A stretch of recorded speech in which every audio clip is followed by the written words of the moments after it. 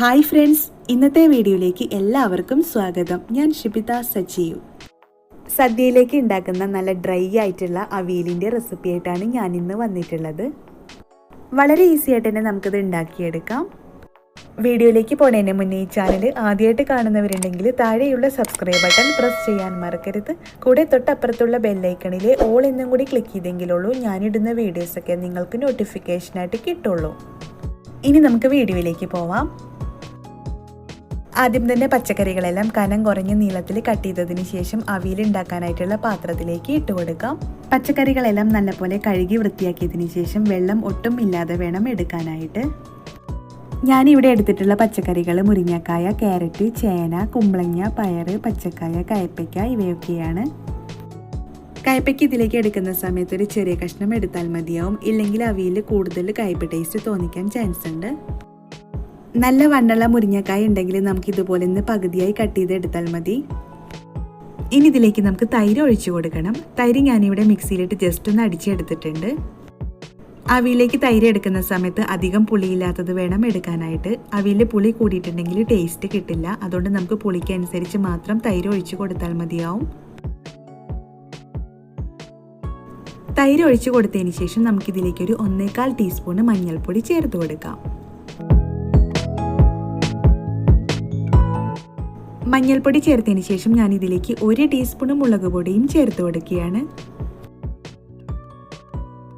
പിന്നെ ഇതിലേക്ക് നമുക്ക് ആവശ്യത്തിനുള്ള ഉപ്പ് ചേർത്ത് കൊടുക്കണം. ഇനി ഞാൻ ഇതിലേക്ക് 4 പച്ചമുളക് കീറിയതും കൂടി ചേർത്ത് കൊടുക്കുകയാണ്. അതിനുശേഷം കൈ വെച്ച് നമുക്ക് ഇതെല്ലാം ഒന്ന് നന്നായി മിക്സ് ആക്കി എടുക്കാം. ഇവിടെ ഞാൻ നന്നായി മിക്സ് ആക്കി എടുത്തിട്ടുണ്ട്. ഇനി ഇതിലേക്ക് നമുക്ക് കുറച്ച് വെളിച്ചെണ്ണ ഒഴിച്ചു കൊടുക്കാം. വെളിച്ചെണ്ണ ചേർത്തതിന് ശേഷം നമുക്കിത് അടുപ്പത്ത് വെക്കാം. ഇത് ഞാനിനി അടച്ചു വെച്ച് കുക്ക് ചെയ്തെടുക്കുകയാണ്.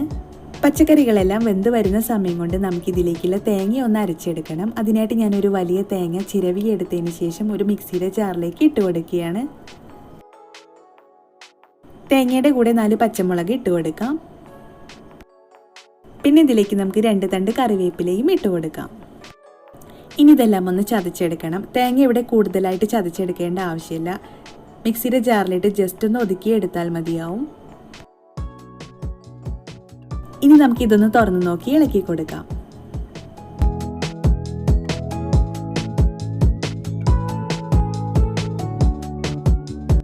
അവിയലിലേക്ക് പച്ചക്കറികളെല്ലാം ഇളക്കി കൊടുക്കുന്ന സമയത്ത് പച്ചക്കറികളെല്ലാം ഉടയാത്ത വിധത്തിൽ വേണം ഇളക്കി കൊടുക്കാനായിട്ട്.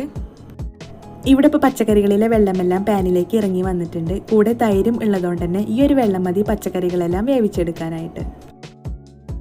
പച്ചക്കറിയെല്ലാം വെന്ത് വരുന്ന സമയത്ത് ഇതിലെ വെള്ളം നല്ലപോലെ വറ്റിക്കിട്ടും. ഇളക്കി കൊടുത്തതിന് ശേഷം നമുക്കിത് വീണ്ടും അടച്ചു വെച്ച് കുക്ക് ചെയ്തെടുക്കാം. ഒരു 5-6 മിനിറ്റിന് ശേഷം ഞാനിത് വീണ്ടും തുറന്നു നോക്കിയാണ്.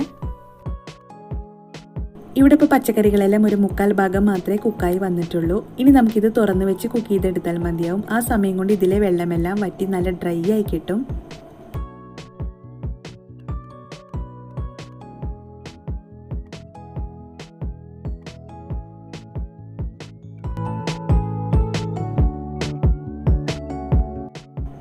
ഇവിടെ അവിയലിലെ തൈരെല്ലാം നല്ലപോലെ വറ്റി പച്ചക്കറികളെല്ലാം കുക്കായി വന്നിട്ടുണ്ട്.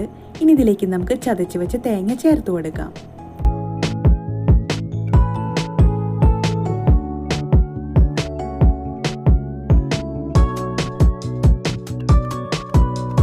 തേങ്ങ ചേർത്തതിന് ശേഷം നമുക്ക് ഇതെല്ലാം ഒന്ന് നന്നായി മിക്സ് ആക്കി എടുക്കണം.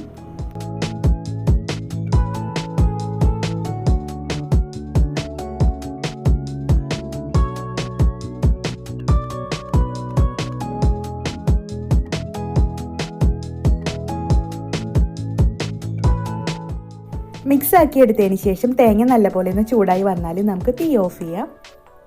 ഇവിടെ ഇപ്പം നല്ല ഡ്രൈ ആയിട്ടുള്ള അവിയൽ റെഡി ആയിട്ടുണ്ട്. ഇനി ഇതിൻ്റെ മുകളിലായിട്ട് നമുക്ക് കുറച്ച് പച്ച വെളിച്ചെണ്ണ ഒഴിച്ചു കൊടുക്കാം.